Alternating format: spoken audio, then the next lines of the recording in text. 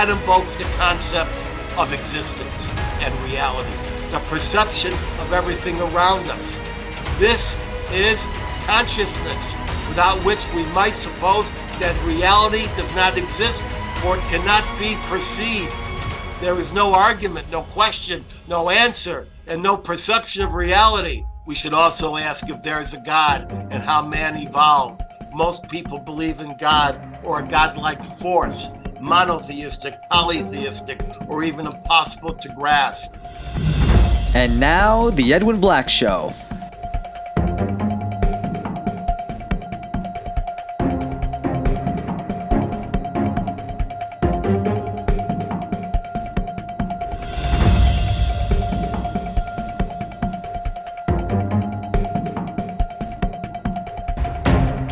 Sponsored by the Books of Edwin Black, available on Amazon and at booksellers worldwide.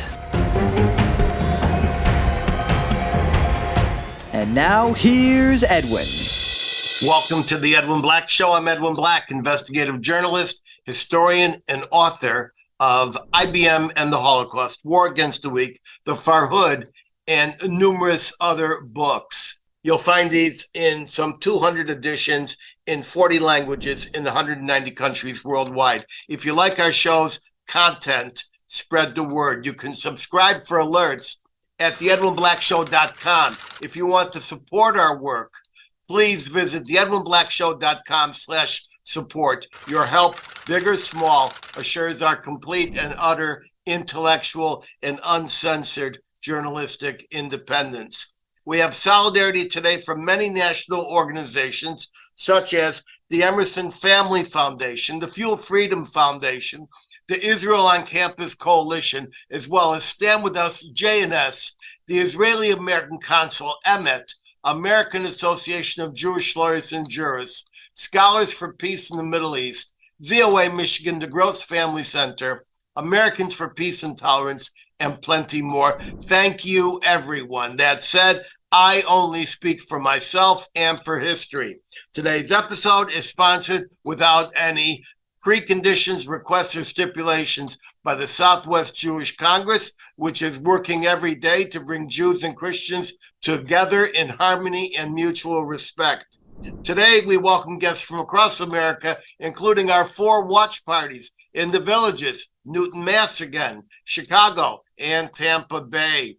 Overseas, I see viewers logged on from, let me see here, I got Australia, I got New Zealand, Japan, Holland again, France, very good, Italy, Spain, Hungary again, the Czech Republic, Germany, South Africa, Great Britain, Canada, Israel, Mexico, I see Brazil, Argentina, and other countries. If you have a question limited to today's topic, place one short sentence in Zoom's QA feature.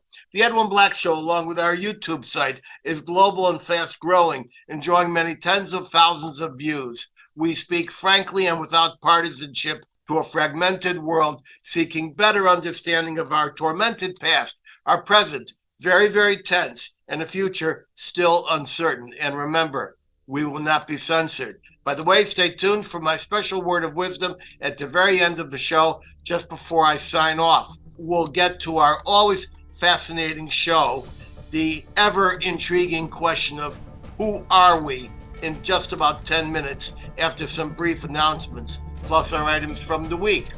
These are the announcements. At the Edwin Black Show and our companion YouTube site, we have just released some very excellent, edited, and gripping episodes. First, we released a prescient interview with threat analyst Ken Abramowitz, one of the Vintage Boys, recently recorded in the presidential suite at the Tel Aviv Hilton. Ken lays out the frightening facts about the threats facing us. We have also released some important episodes from earlier this year. Our interview with 4 bold authors about their courageous new books, and then my unanswered questions number 12, which I think is the most compelling one yet. You'll love it. Finally, we have just finished editing the important Privacy in Peril 2 episode recorded at the Turning Point Canadian Privacy Conference in Ottawa, Canada. See all these videos and hundreds more at theedwinblackshow.com or search our YouTube site at The Edwin Black Show channel. My appearance tour continues across America and overseas. Next week in October, I appear with Empower You in Cincinnati. Then I return to Dallas for an encore presentation at the Embry Human Rights Center at SMU discussing Israel, and a second lecture for the SMU Jewish Studies Department on IBM and the Holocaust. While I'm there in Dallas, I will be live in studio for 90 minutes with the Glenn Beck Show. From Dallas, I hop a dawn flight to Tampa Bay for a 3-event series. First, a faculty briefing on Israel and Saudi politics, then an interdepartmental lecture on Israel and international law, and finally, to end the day, I will lead a Shabbat dinner as an alternative to an anti-Jewish hate fest being conducted elsewhere on campus. I'm already scheduled into summer of 2024, most notably a 3-event January series in South Florida with the Gross Family Center for the Study of Anti-Semitism and the Holocaust. Then in February, a return to Mexico City for a powerful community-wide 4-event series sponsored by Yad Vashem. In March of next year, I keynote the Canadian Privacy Conference in Ottawa once again, and next summer I will address the big student convention in Washington. Get details of all my appearances from edwinblack.com/events, where my team has restored hundreds of prior event flyers going back some 15 years. There you will see information on my many presentations at universities from Harvard to UCLA and before legislatures, from the British Parliament to the Israeli Knesset, and in cities from Sydney, Australia to Brussels to Jerusalem. It's a powerful reminder to me of my years-long journey to connect with my readers and my viewers, and let us meet up in your city. Now some major items from the week. Due to our time constraints, I can only cover a few of the many that attracted my attention. First, our weekly AI update. Of the many daily AI threats and developments that we monitor here at the Edwin Black Show, I have selected what I found to be the single most significant of the week. Get ready to be confused. I want you to imagine your personal computer. The speed and power of your personal computer is sometimes measured in hundreds of gigaflops. FLOPS, that is floating point operations per second. They call these flops, FLOPS. Now imagine a supercomputer that is massively arrayed assemblage of smaller computers. There are about 500 of these worldwide, and they can perform 100 quadrillion flops per second. Now I want to introduce you to a new emerging level of computational power. It's called quantum computing, whereas supercomputers process in our real world based on physical realities of disk access and microchips. Quantum computing functions in the quantum world, that is the world of the infinitely small subatomic realm. Let that sink in, folks. Subatomic. It works with informational chunks called qubits or quantum bits, and these are items that exist in more than one place simultaneously. Eve will schedule a full show on this topic next year, but the important part is that some quantum computers can solve a problem 158 million times faster than the most powerful supercomputer in existence.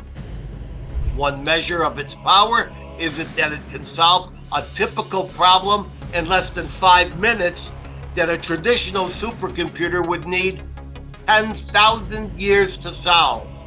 America already has numerous quantum computers in operation, with IBM controlling about 20, including its latest model, the Osprey. But by the next decade, the 2030s, these devices will be common, and in many cases in private hands, and they will all be linked worldwide, and they will all be hosting a species of artificial intelligence that lies for a living, that a recent RAND study says is surely configured to destroy humanity. The RAND study agrees with me. Reality and factuality will soon, very soon, be a debatable matter. The most advanced actor in quantum computing is China with its quantum sensing powers, its second-tier quantum communication arrays, and right alongside that is the actual quantum computing behemoths, and some of that machine power dwarfs the ones we have in our American models. Our world will implode and explode simultaneously. Remember this, my friends, while you're napping and wondering about the threat of artificial intelligence. Items from the week. First, a member of my team had the stones, the chutzpah, to challenge me to mention that Donald Trump has just been found guilty of real estate fraud in a summary judgment in a non-criminal civil court proceeding. This comes with a suggested $250 million penalty plus seizure of his companies. The highly politicized charges are based on the fact that Trump is claimed to have, quote, overvalued his real estate and then sought loans against that. Real estate is a complicated valuation challenge. Location, location, location still rules. A building in Midtown Manhattan has a profoundly different value than the same structure a few blocks away on the west side. What is the value of simply calling the building the Jones Building versus calling it Trump Tower? And the same property can possess different valuations for different purposes, such as taxation and assessment. But to not permit Trump to even defend himself or cross-examine the evidence, this is an astonishing affront to jurisprudence. Here's another, an unrelated but interesting affront to jurisprudence. The impeachment inquiry against President Joe Biden has just released evidence that Hunter Biden allegedly received 2 Chinese wire transfers. The first was $10,000 from Ms. Wang Jin on July 26, 2019 for $10,000. And then about 2 weeks later, another $250,000 wire from Jonathan Lee and Tang Ling. Both of these wires listed Joe Biden's personal home as the beneficiary address. That's 1209 Barley Mill Road in Wilmington, Delaware. Hunter's lawyers explained that these were just loan proceeds, and Joe's address was used because Hunter was still living there. He's a grown man, but still living there. He didn't have any other place to live. Most people believe the fix is in on prosecuting the Biden crime family. These developments are impacting the election and may be the reason that Democrats are so frightened right now, according to their leading voices. The recent Washington Post poll, which the Post itself calls an outlier, showed Trump, with all his indictments, is still leading Biden by 10 points. And even Nikki Haley beats Biden in some polls. Next, let us look at the auto workers' strike. This is a complex matter with lots of ugly parts and reasons to support. First, the UAW membership has close to 1 million active and retired members. It is this union that has held up the electrification of the American automobile, and this has had a huge impact on our environment. Electric cars are mainly assembled in non-union Tesla factories, and because they require no engines, just batteries, about 2/3 of the engine workers would become jobless with an electrified fleet. The myth of an EV as a solution to climate change is quickly emerging as just that, and it's just not practicable to a mobile society. The EV fake-out is, in fact, nothing more than a fake-out. Hydrogen is a much better solution. There are many other types of combustion, internal, and locomotion that can do the job. After much ballyhoo, this is of interest, Ford Motor Company has exited just now a $3.5 billion project for an electric vehicle battery plant in Michigan. But auto workers have had their salaries slashed and sacrificed, while GM President Mary Barra got a 35% salary raise to $36 million, or 362 times the median worker at GM. Remember, GM has been America's most criminal corporation, destroying mass transit in the trolley car conspiracy, for which they were convicted in a federal court, and acting as a full partner to the Nazi military in World War II, making tanks, Ju-88 bombers, and other weapons to kill American GIs. I covered some of this in my book, Internal Combustion, and in my JTA series, Hitler's Car Maker. As for Joe Biden, he has no business being on the union picket line. He must be neutral, so his National Labor Relations Board can settle the strike, a strike that can kill any economy. Now, I wrap up my items of the week, reminding that Jews just emerged from Yom Kippur, where we spent 25 hours fasting and apologizing to God on behalf of humanity for crimes we did not commit, but that humanity did commit. And what did we get on the eve of Yom Kippur, the holiest and most sanctified day in the Jewish calendar? Well, let's see. Number one, the president of Tunisia, Kais Saied, declared that the devastating storm Daniel that caused so much horrific flooding in Libya was part of a larger Zionist plot, because the name of the storm, get this, was Daniel.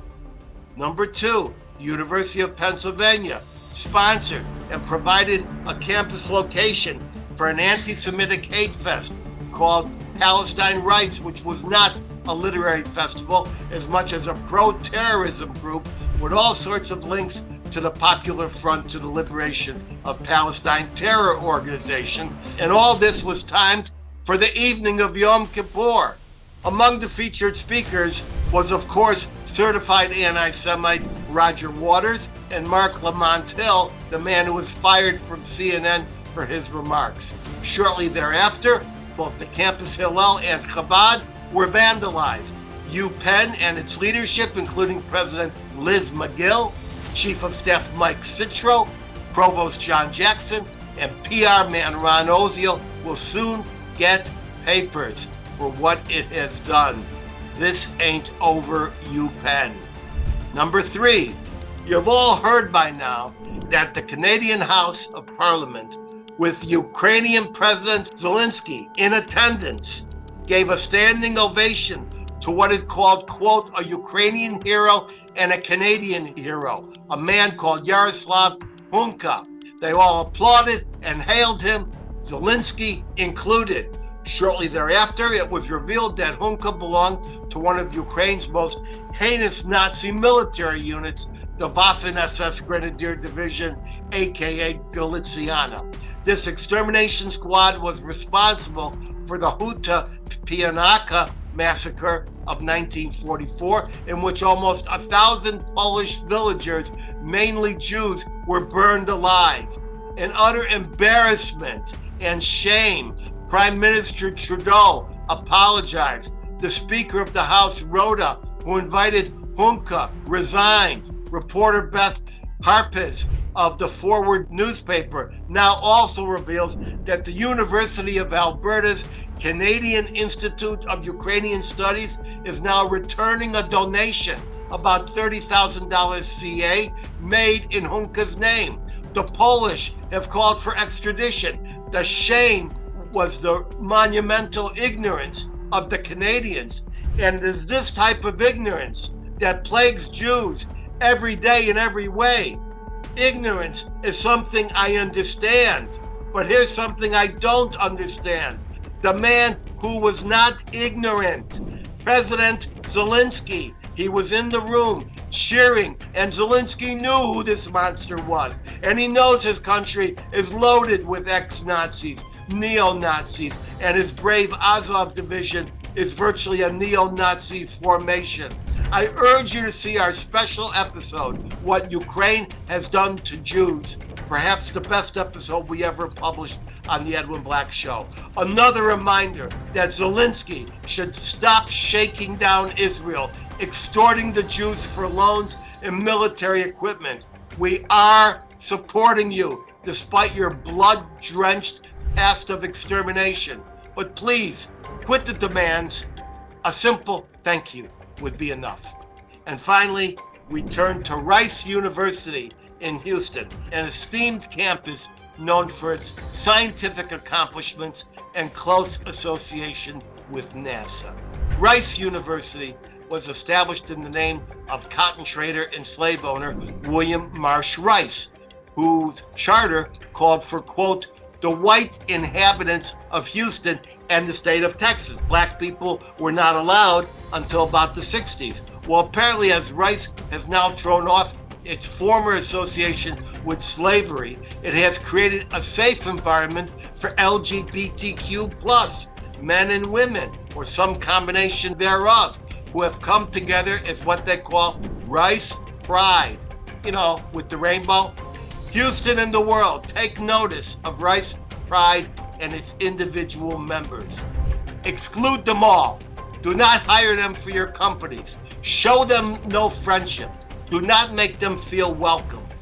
On Yom Kippur, this anti-Semitic cohort declared that the LGBTQ Jewish students associated with Rice Hillel were now excluded from Rice Pride, not because of anything the local Hillel did or the Jewish students did, but because the local campus Hillel is associated with Hillel International, that's loosely associated, and Hillel International supports Israel. And to appease, it openly stated this, its Arab and so-called Palestinian members, Hillel Jews, are now expelled from Rice Pride. This is walking right down the 6-step path of Nazism. Identification, well, that's Hillel. Exclusion, well, that's what Rice Pride just did. What's next? Confiscation of assets, ghettoization, and expulsion?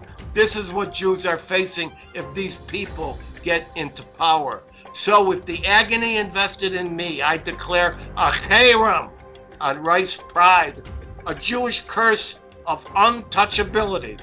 These pride people can claim they want understanding and inclusion unless the person observes Yom Kippur and keeps Shabbat. So you're all just a bunch of cheap amateur racists like the others. A cherem of untouchability on the pathetic LGBTQ specimens of Rice Pride. A cherem to the end of your days. You got a problem, Rainbow Warriors? Call me. Let me add this. My grandparents hid in the basement on Easter. My mother and family hid in the woods during the Holocaust. I and many other Jews in Chicago were raised to pull the shades down on Easter and hope no one would attack us. Hey, Rice Pride, the shades are no longer down. We're not going to hide from the likes of you. We will oppose you. I will oppose you. So, ladies and gentlemen, that was our Yom Kippur. And now for my terrifying, confusing, and soul-shocking monologue. Who are we? Today's show is devoted to that question. Who are we? In the scheme of things in our vast universe, in the procession of 7,500 to 12,000 generations of Homo sapiens, just who are we? No answers shall be given here because we don't yet know the questions to ask. And without those questions, we cannot even begin to explore the topic.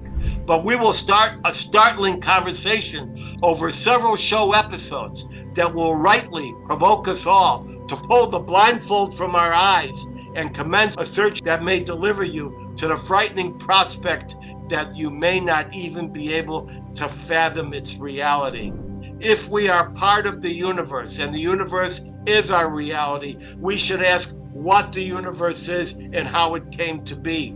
The most intelligent men and women of science, theoretical and practical physicists, differ greatly on just what reality is and the origins of the universe. I know you have heard of the Big Bang, but that is not the origin of the universe.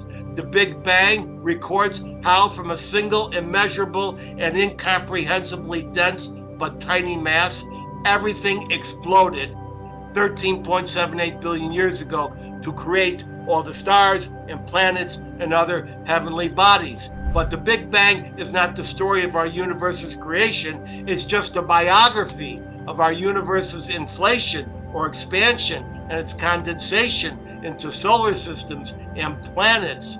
Exactly what that original mass was and how it came to be is debated endlessly, and now includes numerous theories and hypotheses, such as, well, it's the hand of God, or maybe it's just one of numerous universes which have and continue to inflate with many big bangs to highly formed miasma within a black hole, and only one of an infinite number of constructions.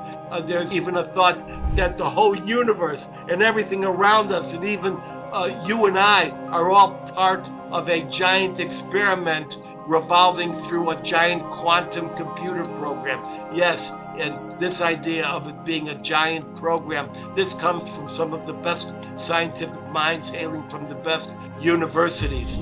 Are we part of a multi-dimensional system of 10 or more universes existing side by side, where action in our own dimension echoes into variants of that action in a completely existent additional set of universes? This is called string theory, widely held by the best physicists. So if I am speaking to you now under this theory, speaking now to you from my basement, in the side-by-side universe, you might be on a hillside, or perhaps I would be in a studio, or perhaps you would be fighting over the words, not listening. This is the widely held notion of string theory. That invokes the concept of existence and reality, the perception of everything around us. This is consciousness, without which we might suppose that reality does not exist, for it cannot be perceived. There is no argument, no question, no answer, and no perception of reality without consciousness. And what, pray tell, is that? We should also ask if there is a God and how man evolved. Most people believe in God or a godlike force, monotheistic, polytheistic, or even impossible to grasp.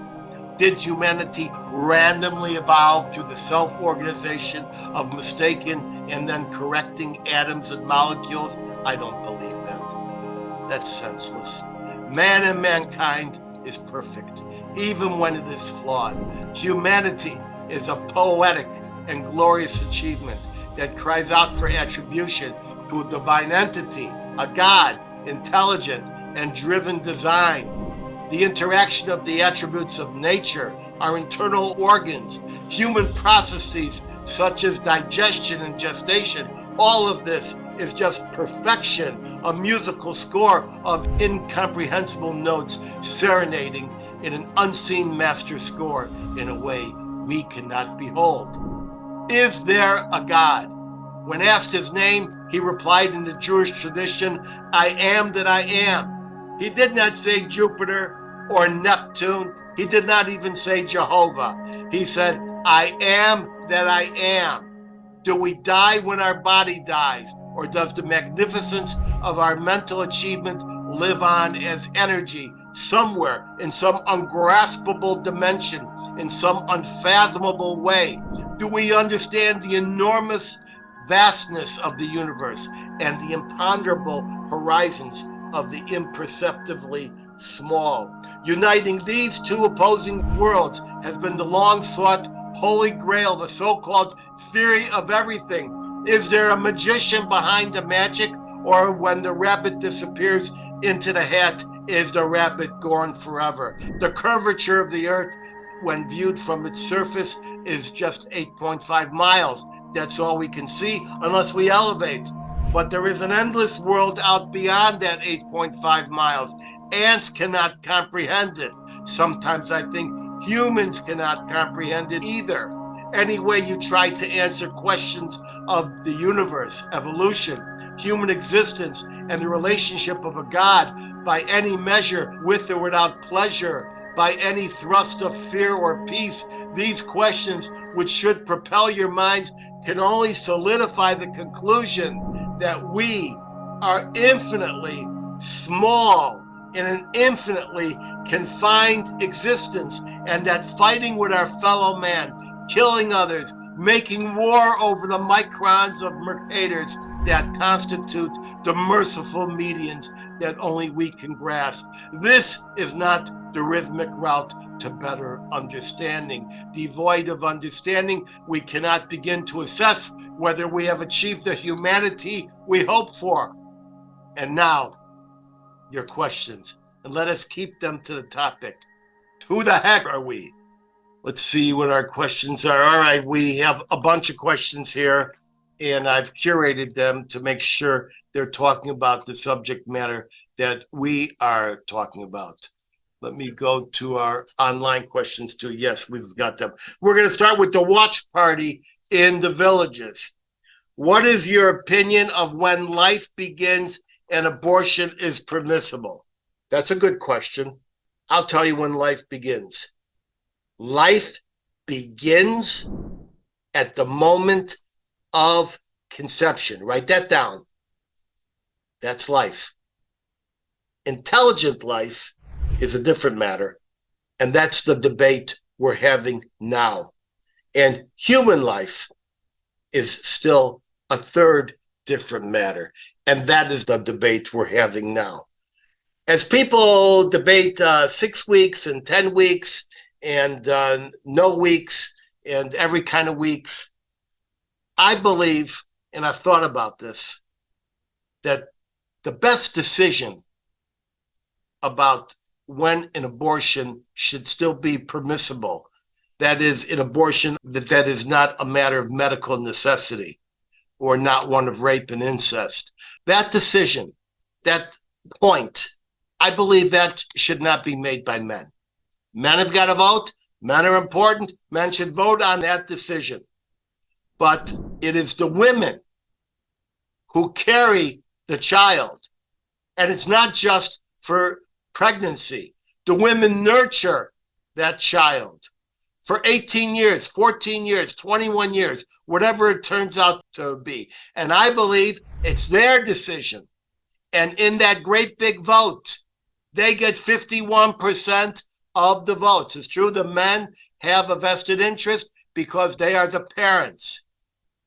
But there is a greater investment, and don't tell me there isn't, from the woman who carries the actual baby and brings it to nurture. All right. From the watch party, Newton, Mass. What is radiostatic, and does anyone know? I've got a bunch of scientific people on my team, so I'm sure they're going to correct me if I'm wrong. As I understand it, static is the leftover background noise from the expansion of the universe, the Big Bang. As the Big Bang spread throughout the universe as we know it, there is still expansion going on. There is still unformed and radiomagnetic waves going on, and that's what static is. It's the place between the formed parts of the universe. So Wes and Eve, you can correct me. Watch party in Chicago. What is dark matter and dark energy? Okay, it's going to be a pretty scientific show, so I'm sure my spotters are going to love this. Normal matter makes up about 5% of the universe. That's normal matter. That's my hand. That is a cloud in the sky. That is a rock in outer space. That is a gaseous piece of our galaxy. The stuff we can see and feel, that's only 5%. Think about this in the reality department.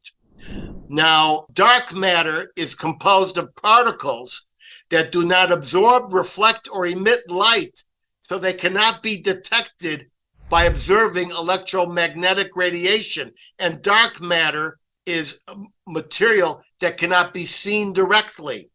And we know that dark matter exists because of the effect it has on objects that we can directly observe. Things are moving, things are being affected.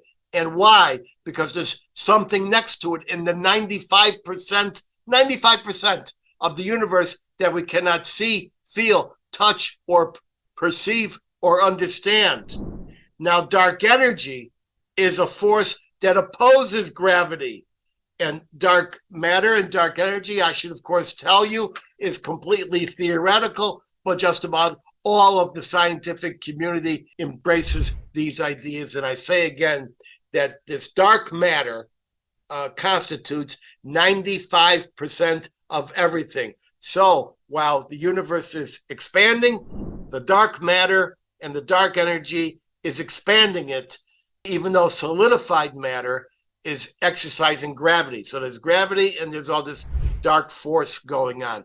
That is an eternal struggle within the universe. Thank you for that wonderful question. Sherman and Cape May, are we headed to apocalypse? Yes. I don't know exactly the form of the apocalypse, but I know that we're on the verge of many breakthroughs that could spell peace and serenity and the absence of scarcity for humanity. I didn't have time to go into it today. I'll try to do it on my next episode.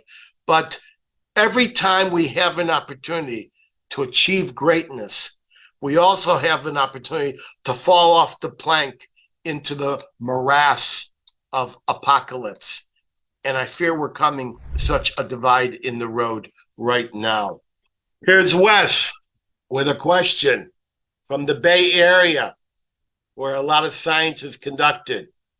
If scientists were to prove in some fashion that we're all living in some kind of virtual reality or simulation, and see, this is a very smart guy. He's a brilliant computer guy. And yet he knows that there's a viable discussion that the whole universe is just part of some kind of a giant game that we can't comprehend. And he wants to know, what impact do you think this might have on the human will to survive, to our individual will to live? It's a beautiful question from a person I know to be a beautiful person. And the answer is the will to live. The will to live already exerts its energy and its power regardless of where it is. You defined it. The will to live. Is that will to live sitting in front of this camera? Is it standing in a line on the way to a gas chamber? Is it working on electrical components in a Uyghur camp? Is it just hoping to survive after a great illness? So I believe the answer is yes. The only thing that would happen if somehow it was proved, this bizarre theory that so many scientists seem to bandy about, that we're living in some kind of an artificial universe that is part of some quantum computer. The only difference is people would have a better understanding of the ground beneath their feet and the sky above. And yes, they would continue. Morrison Herzliya, second time you've asked me a question. Is there life beyond Earth? Totally. I mean, I did not do the research. Maybe Eve can pop it in to the chat. How many trillions of galaxies there are. And each of those galaxies have trillions of stars. And each of those stars have trillions of solar systems and planets under their control. And some of these planets are going to have the combination of ingredients that creates life as we know it. Life as we know it. And I should tell you that there's a molecule, I did some research, called DMS, dimethyl sulfide. And this molecule can only be produced by life processes, such as plankton emissions. And the James Webb Space Telescope has discovered that molecule on a distant planet.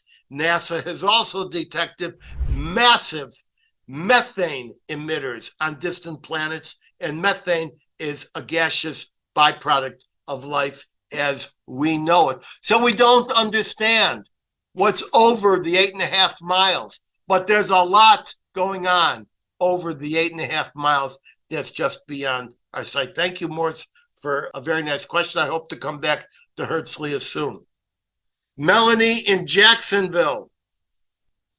Is there a heaven and an earth? A, I'd like to say yes.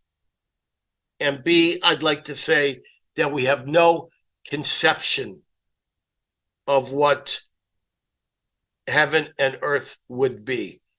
Now, if we believe in the strength of consciousness, if we can believe that, and many people, many, scientific, non-scientific, believe that consciousness survives the human body, then it would stand to reason that what goes to heaven or to hell is not your body.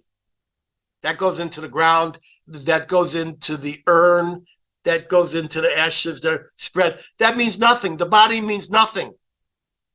So where does the consciousness go? Well, if, we see all these teleplays on the Twilight Zone, what is your particular hell? Is it the hell of rats in the room? Is it the hell of burning fires? That was only invented about the time of Dante's Inferno. In the apocryphal biblical book Enoch 2, it was said that hell was a completely white realm where everything was bleached white and fluffy. In some of these ancient books, these are not even in the Bible. They're so-called apocryphal books. They have not been canonized. They speak of a narrow bridge, and passing that bridge gets you to the other side. It's a question of whether there is something called post-mortuarial judgment. In other words, after you're gone, in bodily terms, are you judged? And and is there a consequence for that judgment? Is there reward or is there punishment? We're still trying to figure out how to ask this question. I would remind you that in the Jewish religion, there's no heaven and no hell. These guys like Moses and Isaac and Jacob, nobody says, oh, well, they're up in heaven. Our Father who art in heaven. They don't say that. What they say is that the human being, once he's gone, once he's dead, expired, goes to a place called Sheol. And Sheol is kind of like a Hades, kind of like a Shades. So that is where that portion of your existence goes. But there are other Jewish religious tenets that believe there's only so many souls in the world, and they're constantly reincarnated. So we're still trying to figure out the questions. Here is a question from Christine in Indiana. What is my soul? Your soul is the burning power within you. Your soul is the energy in your engine. Is it coal? Is it natural gas? Is it nuclear? Is it electrical? What is driving you? And that is your soul. And you cannot live without your soul, but I'm not sure your soul needs you. It's possible your soul will elevate when you are gone. There's too much evil in the world to think that it was just invented now. I have a feeling that some of this evil just keeps reincarnating itself. The more I go back in history, the more evil I see, the more inhumanity I see. And I think it's just another incarnation of evil. At the same time, I see wisdom. I see progress. I see intelligence, understanding. getting better and better as our world progresses. And there are lots of people who believe that the great geniuses of our world are reincarnated. Okay, we have a lot of other questions. Here's a question from Jacksonville, Florida. Are heaven and earth different places? Well, a lot of people like to say that Israel is, when you call out to God, it's a local call. But I like to also point out it's in between heaven and hell. And if you dial the number wrong while you're sitting in Israel, you're not going to get heaven. You're going to get the other place. And there's a lot of that going on in Israel now as Israel tries to contend with its own internal strife. Let me tell you how stupid the Israeli judicial reform and civil reform protest movement is. Here's how stupid it is, folks. They both have the same flag. They both have the same slogan, and they both claim the same argument. The only question is, one seems to think they have a monopoly on what democracy is, and the other thinks it has the greater democracy. All right, so I'm out of time. I'm tired. Hold for my closing word of wisdom, just 1 minute away. But first, I thank my esteemed audience. I also thank my talented international team, including Sims in South Africa, Eve, yes, you, Eve, in New Jersey, and John, you're the best, in Japan, for their outstanding work, as well as many others in numerous additional cities around the world. My team, each of them, is comprised of very dedicated and intelligent people. We all owe them. I'll see everyone back here next week at 3 p.m. Eastern. You want to be a friend of the Edwin Black Show? Go to theedwinblackshow.com/support. Keep me independent. You want to hear me in person?